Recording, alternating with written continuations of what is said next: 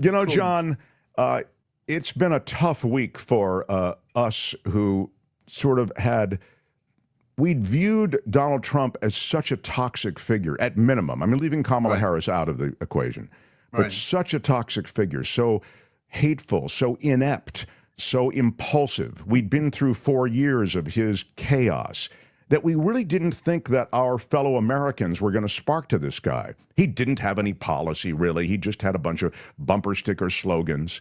And yet he won in pretty impressive fashion when you add the popular vote in as well. Give me your thoughts about this country in this moment. Well, people are still trying to get out of the fetal position, those who opposed this character. Sadly, This, yes. yes. So now we have a felon in the White House convicted of such instead of just accused of such. And there are several ways to read the votes, but let's first give him the credit. The credit is that there's an overwhelming vote for Trump. What is the significance of that to America? And I think the answer is if this is a legitimate vote, then what you have is it means Americans are comfortable with discrimination. They're comfortable with limiting women's rights. They're comfortable with a whole variety of things that some of the leaders of my party, thinking of myself as a genetic Democrat, are telling us, just sit down and work with them. Well, how do I work with someone that would rather let children be killed in a school than have safety rules for guns? So we have this inapposite existence between what we believe, which is right, and which is wrong, and being told to go along. And I don't think that that's the way to go. I do not. Now, are the numbers legitimate? That waits for another day. But Democrats beating themselves up for having been right and asking themselves how they can now get closer to what we know is wrong is the way to go forward. That cannot be true for the vitality of our democracy and for our republic. But there are some saying that. And this leads us to, if there's a problem with the opposition, it's cowardice and a failure to use the tools that the founders gave us. We didn't impeach this guy in the sense of convicting him twice. The second time, he was trying to overthrow the government. And whatever happened to that vestige of control and power that a Senate has, and to give it back to this guy. And even now, as you and I talk, they're approving the new leader of the Republican Party in the Senate. And they're asking him, that is Trump and his minions are asking him to, hey, you don't have to advise and consent us on the nominees I'm pumping out day by day. Just let it go through. When you guys are in recess, in the dark of night, I'll approve all these guys and they'll be in place for at least 2 years. The nation cannot sustain that. I mean, to choose one issue, is the nation going to allow these guys to throw out our entire national defense to have different people in places at a time when the world is looking at us and thinking about, can they test us? And this is the time to test us if we're going from where we were to chaos. So looking back on it, I believe every person who struggled to prevent this man from becoming the president and occupying the West Wing is a patriot. I am upset that our leadership does not show themselves to have courage to use the tools, impeachment, bar a person from running for office, trying to overthrow the government, resisting prosecutions. Our attorney general is asleep all the time, and he's a contributor to the fact that we didn't address this issue in the first 2 years instead of waiting till now. So I've run on a little bit. One thing you said, which was very nice to hear you say, which is that you felt calmer listening to me talk about some of these hateful things. And I've gotten the same response when I've done these. I guess it's mostly on YouTube, but I put links to it and people listen to it. And what I find is there is a disparity between what they're hearing from media and what, when I say it and others like me say it, is reality. Now, one of the reasons I like your show is because I think you cut through the BS. I tell people my greatest strength and my greatest weakness is my clarity of expression. If there's anything you and I share, as little as I know you, that's it. And that people are hungry for that because of all the nonsense they talk about. We So I'm have sorry. no. Yeah. I love that whole run. I do think that we have packaged everything, and media has typically packaged the news, opinion, etc. And sometimes it's hard to. We also, I think, in the media tend to both sides everything to try to be perfectly fair, and Mhm. sometimes they're not both sides to the kind of corruption All and right. the kind of misinformation and propaganda that we've been dealing with. It's just, but sadly, the media is caught in that both sidesism. I also think, sadly, John, and I focus on the media and mention the media a lot here, not always in a disparaging way, but because those issues that people respond to are issues they hear about. They hear about them in different ways, and Right. they say that shouldn't be happening. And that is delivered to them through TikTok, through YouTube, through all of these other sort of alternative media sources, and through Fox News Channel, probably the greatest Republican propaganda machine ever. And, Right. and those people who watch Fox News Channel, they vote. But as it turns out, it wasn't just the Fox News Channel voters, probably, in this election, was it, John? No, it was not. And you see, uh, well, they talk about Roman times. They have games, and a lot of those games are pretty brutal. And what Trump does best, and which is the worst for us, is he finds the weak point. LBJ was notorious for being able to find the pressure point on an individual for a vote. And if you ever seen some of the old photographs, he was a tall man and he'd lean over a senator he's trying to persuade. It's a classic photograph. And so what we have is we have him finding something. Like everybody thought, you knock Puerto Rico and the people there, it's going to hurt you in Pennsylvania. But I think that what Trump was playing to was he was playing to those from Puerto Rico who are citizens here and who do not want other Puerto Ricans coming to challenge them for their jobs and their income and things like that. And they have been convinced it's a zero-sum game. If there's a conversation with them, it is that this is about both the color of your skin and your origin, which is un-American. And the same thing is true about the notion of if you're a person of color in America and you live in a city, you must be a criminal. And these things, this fear works. And it works because he has created a cult. He has created an extremist caucus of people in America. I don't know if the number is what we saw at the ballot box, but it certainly is a large number. It's 30 or 40%, whatever that number is. And people that you think are most intelligent, when you have a slight conversation, an inclination of what they're thinking about, you say, whoa. So, for example, I'm in Georgia and I go in to get some groceries with my wife and in laws. And I'm standing online. I'm talking to this woman who's delivering them. And she says, "Oh, it's so good to be back at work." So I don't know. There's something about my bonhomie that invited her to say that. And I said, "Oh, that's great." I said, "So why weren't you at work?" And she said, "Well, I had a terrible illness, and so what I did was I thought I was going to be in a very bad situation, but the Affordable Care Act took care of me, and so now I'm able to be back at work."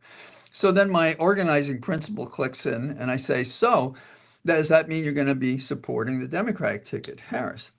And she says, well, why do you say that? I said, well, because Trump is opposed and had 30 some odd votes against it. And that benefit you enjoyed in terms of your health could go away if you can't afford medicine. She said, well, some of my friends have said that, but others said, I should be with Trump. That was a person who was, I guess, at least to me, undecided, but was leaning toward Trump even though it meant her very health and the fact that she was back at work. Now you could get down into the granular level and you could find thousands upon thousands of people like this.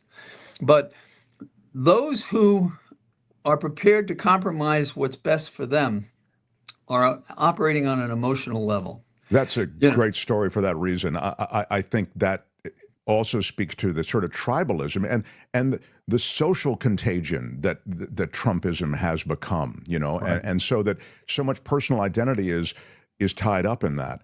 I remember that one of the things you talked about in that day after the election, you mentioned this Ibsen play, and Oh I'll tell yeah. you, I hadn't read Ibsen since college, and I mean, but so it kind of whipped my head around. Like I hadn't heard an Ibsen reference, and it's not important that you know Ibsen or anything, but the Right. play's plot story is very much on this point that we're talking about right now. Would you mind just visiting that quickly? I thought it was Yeah, really sure. effective. No, I'd be glad Yeah, to do it. yeah. And you talk about reading things, and like you probably, I've read a great deal my whole life. That was part of my escape route out of the South Bronx, actually. And Ibsen is someone you read or hear years ago, but I visited from time to time, and this great actor Strong was in a play, reliving this play. So what is the play? The Enemy of the People. So you have as a key figure a person who is a medical man in charge of the spa that they have in this town. And at dinner, he discloses his uh, to his father and to the newsman in town. So you get the government, and you get the mayor, and you get the media. And he tells him he's got a medical report that shows the water is polluted. And so he's going to have to make a report on that. Okay, alarm. What does that mean to the economy of this village? They would rather have this toxic source and people coming and paying than have him correct it. Now, Ibsen is not going to allow us to have an easy way of it. So he gives character flaws to the doctor, mostly about vanity. I'm going to save him. That's going to be great. That's a good motivation. But he gets into it. Well, pretty soon he becomes the enemy for challenging their economic situation. So what you have people not doing the right thing, like perhaps this vote we just had, and stronger than that, attacking those who disagree with them, the doctor, the medical man, and to the pain and suffering of the people who might come to that spa in the years ahead when they'll hire me. So this is, but that play I thought encapsulates a large portion of the drama that America is trying to get itself through. And I think the combination of me thinking of that and talking to people encouraged, as was your experience, as was my own in choosing it, that this explains what seems to be some sort of cognitive dissonance in us, that people could choose this guy who's a felon, a failed casino dealer, a shoddy builder in New York, a man who seeks vanity, a man who has no constraints, and whose hero is Roy Cohn, one of the worst lawyers in American history in terms of anything involving ethics or fair play. And so that story brings it all together, and there are a lot of things that do that. By the way, one thing I suggest to you is that when when this comes upon you, I found that now I open up something I've read, like say Jimmy J. Joyce's Ulysses. I'm up to a random page, read several pages, and think about it. And hopefully I remember it from the times I've read it before. But I think you can do that with any book. And what we bring to it is the context of our older age and our experience, that we see these things, like in Ibsen's Enemy of the People. Oh, and clearly that's the case. I mean, it resonates and lands in a different way than it did when I read it when it was assigned reading. Right. Sandy says, I will never understand how people seem to have forgotten what it was like when Trump was president before. And also, they seem to have forgotten about January 6th. It is odd, the sort of voracious appetite that the news business has, and the news cycle just rolls things through so quickly that even big scandals and attempted coup sort of begins to fade. Well, what it is Trump is not the first person to understand that the human body can take so many pieces of information at a time. So I've, in my lifetime, done some martial arts. Nothing as severe as what I'm going to suggest. If you punch somebody once, they can usually absorb that. There are people, of course, that are much stronger than that. But in martial arts, they teach a number of things, and then the body breaks out of its rhythm and can't stand it. So if Trump in a day does 5 of the things that cause people's head to blow, like in Mars Attack, then you have a situation in which people are still resolving the first wave of nonsense and lying to his advantage when a second wave comes. And our hosts, let me narrow this down. And there have been the major talk shows on Sunday set up these interviews with Trump and others, and they come unprepared. They think it's enough to be there with a significant person, even though they're on notice that he's going to probably come up with these four things, and you should be ready to comment on them or not invite him. And if you're not ready to conduct the interview that way, you shouldn't have the interview. I was a kid who sat with my grandfather, and we watched the Talking Heads on Sunday, and we would scream at the TV set, "Ask him this! Why don't you ask him this?" And the same thing is true today. Now, my dad would tell me we were wasting our time, and my grandfather would get into it with him, and he'd say, "Well, maybe your dad is right," because he didn't want me to disrespect my father, not that I did. So that's the problem in America.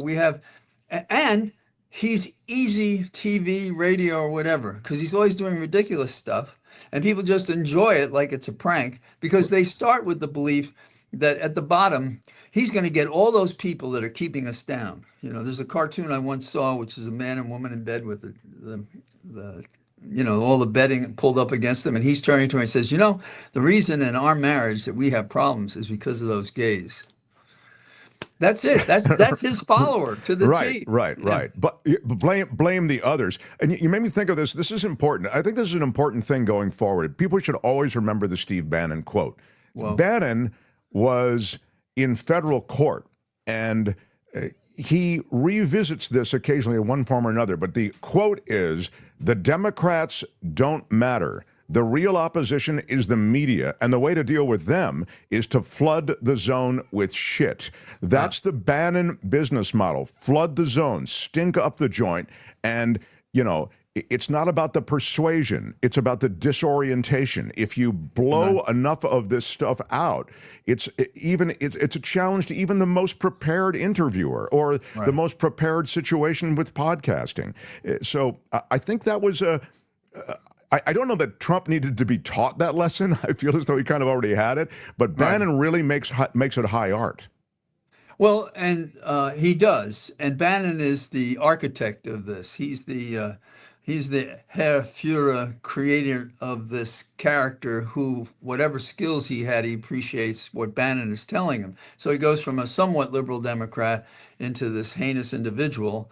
And when the Democrats were saying country over party, what we were really talking about was we were talking about power over party, Republican, Democrat, Independent, or anything.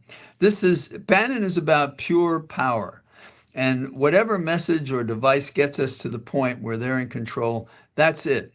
And so they have the elements of chaos which allow them to exist. But now they're going to be in a position of having to deliver. And when I say deliver, I don't think they're interested in actually governing. That's the problem. They believe in no government. So they would rather have us wander through a dystopic landscape in the cities of America and everybody live in the suburbs. And soon be like 1984, fewer words, less thought, screaming every day, all of the kinds of things that Orwell was writing long before the situation we find ourselves in. And people like Oswald Spengler wrote how we were going to come, he's writing in the 20s, how we were going to come to a point like this and we were going to lose democracy. And of course, Gibbons did that scribble in his Rise and Fall of the Roman Empire. And so we're still a young democracy, and this guy wants to kill it in just slightly out of the cradle. Right. No, in its youth for sure. Let's just visit this real quick before I let you go, John Flannery. Okay. SRT writes, I watched Vigilantes Inc. yesterday. We had Greg Palast on, and he's a friend of the show. It seemed like Trump suppressed his way into the White House. Is anything that can be done before January? And Phineas also says, people voted, the vote was suppressed and gerrymandered. Well, the gerrymandering is the good old-fashioned American thing, but the voter suppression, which is also a good old American thing, it may have been taken to a level that might have influenced the election. I mean, Palast talked to us about millions of votes being shedded this time. Do you have any thoughts on that? I have a couple. One of them is that, first of all, disinformation, the notion in information science is garbage in, garbage out. If the basis of your decision is garbage, then your decision can't improve that. It doesn't get better because of it. And so we had an epidemic of that across America. And it's similar to what we were just talking about. But if I could put together a study, what it would be is to take all the precincts in the nation in 2020 and all the precincts in the nation in this recent election, 2024, and run a series of data inquisitions that go something like this. What are the patterns? So, for example, do I find a drop of Democratic votes characteristically in the 7 battleground states and an increase of Trump in those places? In other words, you look for patterns that don't make sense. People feel it. I understand that. They may be right. We know the man.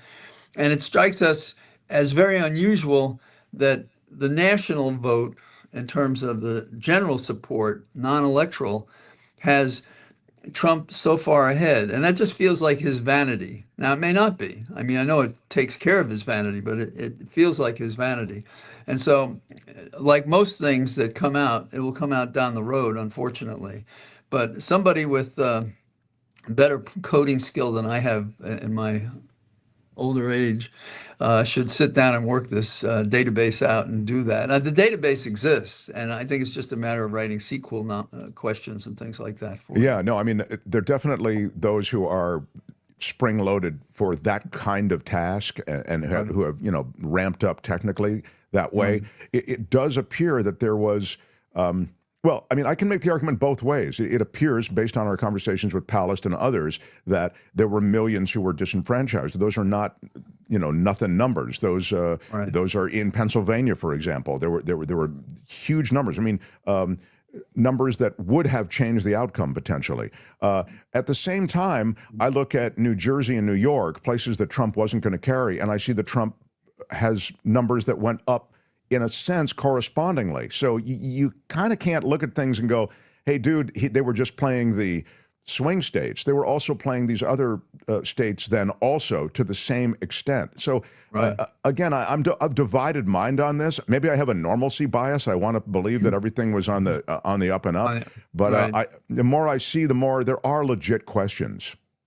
I think there are. And, what you point out is, people said, why did he go to New York? And to some of my esteemed friends and colleagues, I said, well, I think he didn't expect to carry New York, but what he was doing was setting up the Congress and the Senate votes, especially the Congress. And that would be a different study to see who came out in the wash. Now that, if I understand what's happened, I think they now have 218 votes for Republicans. So there'll be a narrow margin, but they'll still be in control. It'll be held to make it work. And the trouble when you have the president and the House of Congress on both sides of the hill, all of the same party, you're more likely to have internecine fighting. And Trump has already tested it by asking the senators to give up their right to advise and consent to nominees. Now, that's a constitutional power. And it's one thing when it's been used tactically. Ask Obama, because he had a Supreme Court case that said he colored outside the rules. And it's interesting if they would give away that kind of power initially when they still don't know how Trump is going to lead, which I believe will be different. And I think that these day-by-day announcements of people in his cabinet are to make us think, oh, it's hopeless, we can't do anything. Well, that's not true. There are people in this large nation who have the number on each of these people and what they do and what they fail to do and whether they're competent to do it, right up to and including RFK Jr. Yeah, wow. I mean, and that for next time. I mean, and look, this cake still has to be baked, but it does look as though the ingredients are, I don't know, there's some poisonous ingredients in there, and I hope it is all survivable. John Flannery, I don't know, you lift my spirits, and I think these visits will be really beautiful, so let's do more of them, okay? I'd love to. I'd love to. It's great visiting with you. Take care. Yeah, enjoyed it too. John Flannery, everybody. Hi, it's Mark, and I thought that was great. Hit the notification bell, you'll know whenever there's a new video being dropped, and please subscribe to our channel to help us save the universe.